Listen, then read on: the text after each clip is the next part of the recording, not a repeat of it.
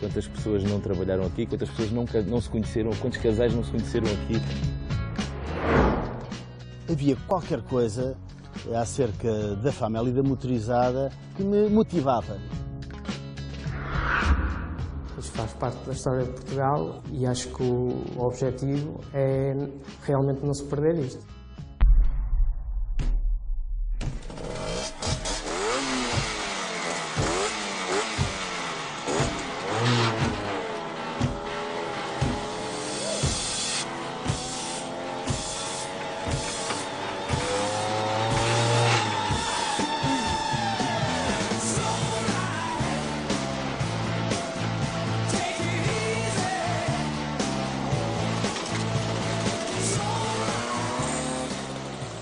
Isto é que foi ali uma aventura.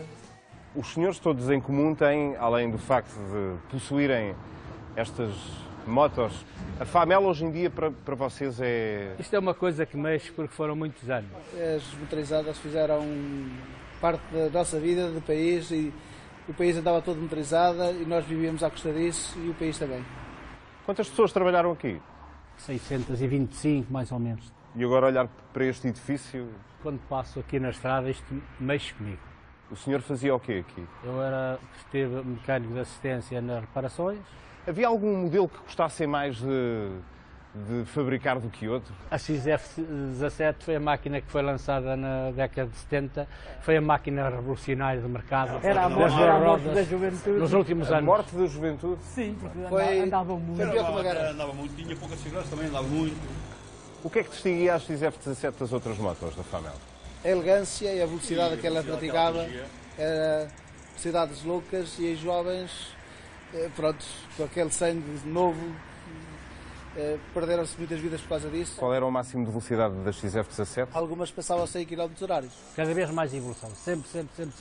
E sempre modelos novos? Sempre. Depois apareceu o primeiro motor de radiador refrigerado em água, que nunca tinha aparecido, foi a coisa primeira da Europa ou do mundo. Quando é que começaram a sentir que a fábrica estava a definhar? A época começou a modificar, os automóveis começaram-se a impor e possivelmente por muitos outros motivos. A Famel até tinha encomendas, o que é que chegou a um ponto já não tinha matéria-prima para se fabricar e depois porque eles tinham encomendas. O que é que olha? Também o que matou a Famel foi os chefes terem morrido. Veja lá se lembra deste anúncio. Famel. Anos 60, voz do Fernando Peça. Forte, aperfeiçoada, mais quilómetros, elegante, luxuosa, eis a linha Famel 1964. Caravela, Carmelita, Famel 64 e triciclo para carga. O triciclo até chegou a ser feito com rodas de raios antecedentes. Aqui para nós, que ninguém nos ouve, de onde é que veio a expressão a moto é linda? Isso veio de Sever de Volga. Eu vi isso em Sever de Volga. E foi por uma indivídua. É a primeira vez que ouviu isso? Sim, ouvi dizer uma altura, estava no café e vai-me ter passo desse cara a dizer assim: epá, tu sabes o que é quer dizer o Famel? E eu disse: não, a moto é mesmo linda. Além das motas, os trabalhadores da Famel guardaram as recordações desta fábrica. Nem todas boas, porque para eles a saída de dois dos primeiros patrões foi o início do fim que está à vista. Mas já lá vamos. Antes, a história da Famel, fábrica de produtos metálicos. Uma história longa e marcante de uma indústria que teve tempos dourados entre as décadas de 60 e 90. Nessa altura, sem créditos financeiros, ter um carro era muito complicado e as motas, acessíveis a qualquer bolso, foram, sobretudo nas zonas rurais, uma espécie de veículo do povo.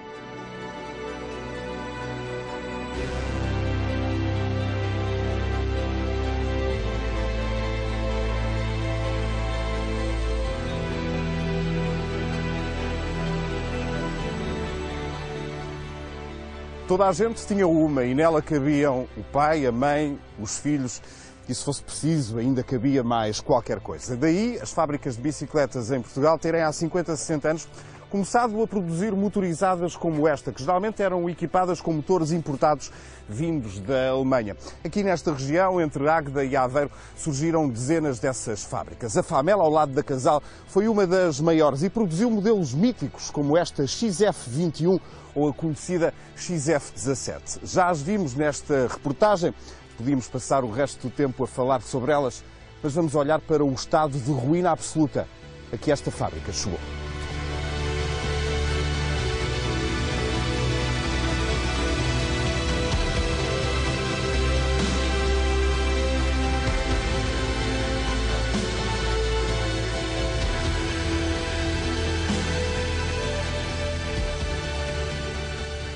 Num dos poucos pavilhões que ficou aqui de pé nas instalações da Famel, restam ainda muitas recordações do que era a vida nesta fábrica. Por exemplo, vestígios de plástico, de proteções, aqui de partes de trás de um selim, este ainda também de plástico, que tem até uma etiqueta e que diz parte da frente do guarda-lamas. E depois muitos papéis que dizem respeito à história desta fábrica. Por exemplo, senhas de refeição dos funcionários da Famel. Cantina Famel, mesa número, são senhas que estão ainda por preencher. Um dado muito curioso, e as datas nem sequer são recentes, portanto nem sequer dizem respeito aos últimos anos desta fábrica ou ao ano em que ela fechou. Mas, por exemplo, em 1976 era feito o registro diário das peças que aqui eram instaladas nas motorizadas. Um pequeno exemplo, 27/2, portanto 27 de fevereiro de 1976, e as quantidades que eram usadas e que foram usadas nesse dia. Depois, e aqui estão os títulos, este é um documento muito anterior a isso, 1968, Fábrica de Produtos Metálicos, requisição interna número 205. São de facto muitas recordações das pessoas que por aqui passaram. Houve de facto milhares de trabalhadores que passaram por esta fábrica da Famel e houve alguns que encontraram muito mais do que um emprego.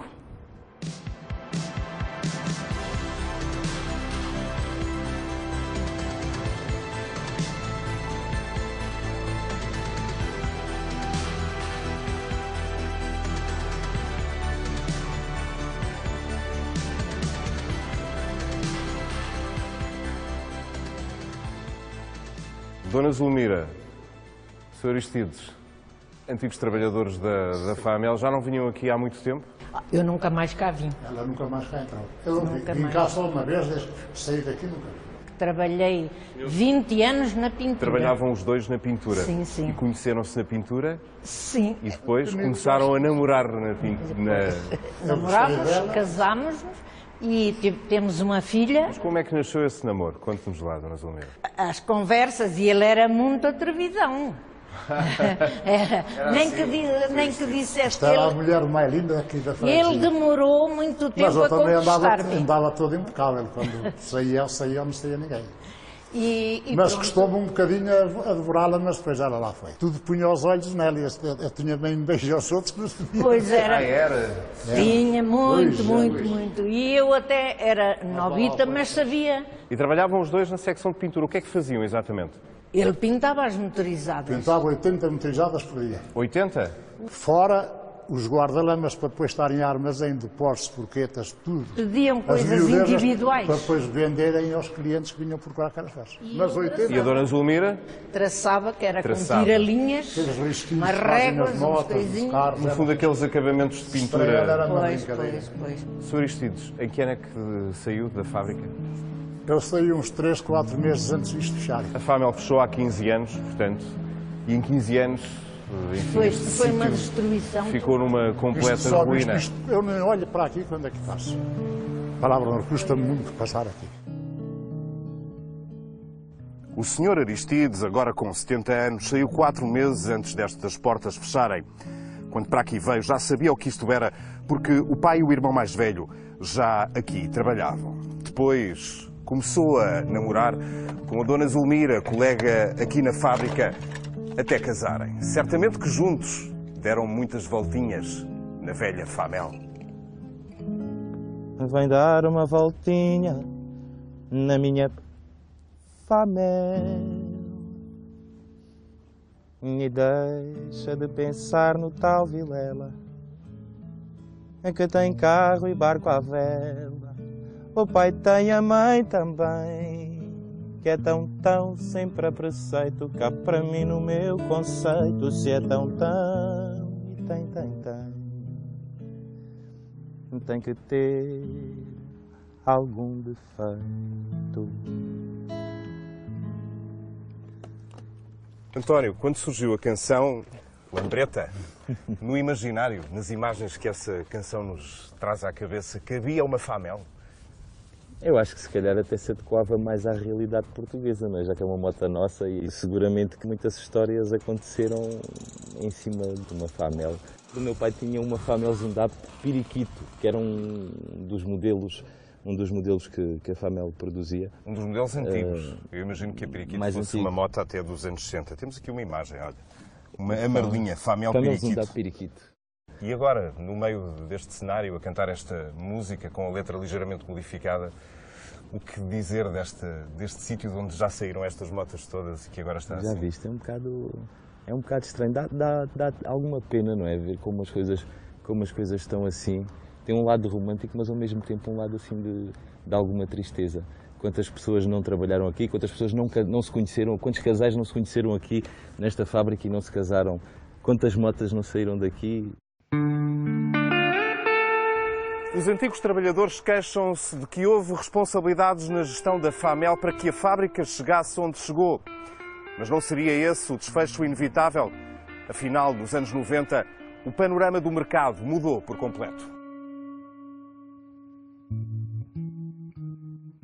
O Paulo é o secretário-geral da Abimota, a associação onde, em tempos, esta fábrica esteve representada. O que é que aconteceu, de facto, para que a indústria das motos em Portugal tivesse acabado assim? De repente, 3 fatores. O mercado que desapareceu, porque começámos todos a andar de automóvel, a concorrência do mercado aberto também à Europa e outros produtos, e a dificuldade que esta indústria teve em adaptar-se ao mercado mais pequeno, mas que ao mesmo tempo exigia que aprendam-se a fazer outras coisas. Eu tenho aqui algumas fotografias, imagino que sejam fotografias por aí dos anos 80, já com processos completamente robotizados. Isso é o cenário de uma fábrica moderna, que de repente... Sim, essencialmente para os processos que aqui eram estruturais, estava bastante avançada para a época. Portanto, lá está. O nosso problema, se calhar, nunca foi exatamente o saber fazer. O que, se calhar, não tivemos tanta capacidade foi de saber a leitura dos mercados, as novas tecnologias, as tendências. Ainda assim, aqui na Famel tentou-se esta proposta usada. Mas que era esta moto amarela, um protótipo, chegou a estar à venda? Penso que era sobretudo uma encomenda para os Correios franceses. Uma moto que ainda aos olhos de hoje seria absolutamente moderna. Moderna, exatamente. O que se conta é que a Famel inventou esta moto e que nos Correios franceses ou em França o projeto ficou e não foi depois concebido aqui. Terá havido alguém que se aproveitou do que aqui foi feito e não foi suficientemente defendido essa capacidade de gerir as patentes e os registros. Muita gente que tem Famel, que procura peças, que quer restaurar motorizadas, não permitiria pelo menos uma pequena fábrica da Famel? Seria interessante pelo menos ter essa ao nível, hoje em dia, pelo menos de perceber qual era o valor dessa marca. É interessante, eu acho que foi uma marca que sobreviveu e que tem o seu valor.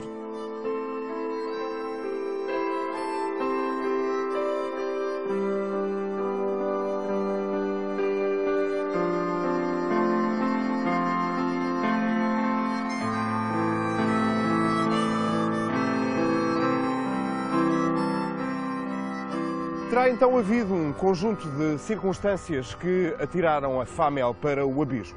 Primeiro, a entrada de Portugal na União Europeia, com a chegada ao mercado nacional de marcas francesas e italianas comercialmente muito agressivas. Depois tornou-se muito mais fácil comprar um carro. Um carro era mais caro, é certo, mas também ao mesmo tempo era mais seguro, confortável, espaçoso e muito mais rápido. E ainda uma falta de visão apontada para o futuro e o mercado de exportação. As vendas de motas foram diminuindo nos anos 90 até que a FAMEL começou a despedir trabalhadores e entrou há cerca de 15 anos num processo de insolvência em que encerrou definitivamente as portas. Segundo os últimos proprietários, tudo foi pago até ao último centavo. Hoje em dia, este terreno tem outro proprietário, mas ainda não tem um destino certo. Nos tempos modernos, a FAMEL é outra vez protagonista. Não são só os novos fãs das motas antigas que as procuram e as restauram, são também filmes, comédias sobre a marca mítica. Depois da última FAMEL, a saga continua. As aventuras de PP desta vez vão além fronteiras. Criei a moto perfeita, o roncar perfeito e os bandidos para roubaram-me os planos. Prepara-te para FAMEL Top Secret, um filme Quinjolas Motion Pictures. Quem é que teve esta ideia de fazer um filme em que o protagonista é, no fundo, uma mota? Quando eu estava a aprender a fazer cinema, resolvi fazer um filme um bocadinho mais completo para o meu professor. E como na altura todos os filmes que eu tinha feito até então tinham sido feitos aqui em Águeda, com o Pedro, havia qualquer coisa acerca da FAMEL e da motorizada que me motivava. As recordações de adolescência que a motorizada me trouxe. Porque nós somos de uma geração em que não havia nem telemóveis, nem computadores, nem coisa nenhuma, nem... E então era um meio de transporte. O passaporte para aquela primeira liberdade... Era a moto. Eu lembro que eu sou aqui de Águeda, às 6 da tarde, vocês não imaginam o que era aqui, o chinfrim que era aqui, as estradas à volta da... Eu imagino só os 600 trabalhadores aqui da fábrica da FAMEL. A sair às 6 da tarde era uma loucura, era outro filme, isso era outro filme. E o primeiro filme, como não foi com intuito comercial que fizemos, o filme acabou por ser publicado no YouTube e quando nós vimos um recorde de visualizações, mais de 600 mil visualizações, eu decidi, não, ó Jorge, nós temos aqui público para este tipo de filmes. Qual é assim a cena que recordam melhor deste segundo filme? É a cena aquela que gostam mais? A que gostam, talvez a viagem de Águeda para Paris, não é? Quando o PP resolve pegar na sua FAMEL e ir atrás dos bandidos que roubaram os planos secretos.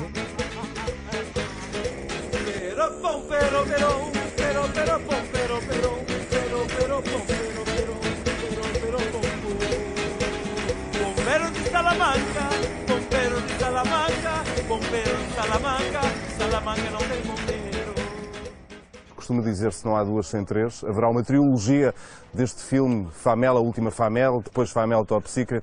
Qual será o terceiro? O terceiro vai ser a FAMEL Top Secret parte 2. Parte 2, que vai ser muito engraçada, vai ter mais motos, vamos pôr outras marcas também e vai andar muito à volta das corridas. Mas será que a FAMEL acaba mesmo assim reduzida a nostalgias de duas rodas e a filmes de homenagem? Talvez não. E este talvez não traz-nos a Guimarães. Na cidade de berço vai nascer a nova mota da FAMEL. É que a marca, que diga-se tem um valor vincado do passado, foi adquirida por alguém que já meteu mãos à obra. O Joel é engenheiro automóvel e é também o detentor da marca FAMEL. Como é que a marca FAMEL, algo tão antigo e tão mítico, lhe foi parar às mãos? Trabalhava numa empresa de protótipos e carros de competição e na altura o meu patrão adquiriu a marca para levar para a frente e tentar desenvolver algum projeto de raiz novo. Só que as coisas não correram muito bem e, entretanto, fiz uma proposta, apareceu uma oportunidade e a oportunidade concretizou-se e eu fiquei com a marca e com o projeto no estado atual. Porquê é que quis mesmo adquirir a marca?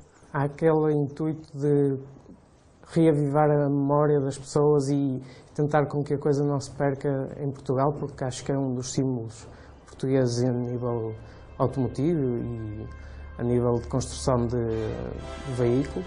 E a marca veio sozinha ou trouxe alguma coisa atrás? A marca veio com um projeto que estava em curso, sim, que está fisicamente como um protótipo ainda. Já existe? Já existe. Está onde? Está aqui na garagem. Está aqui na garagem? Certo. E podemos vê-lo? Certo.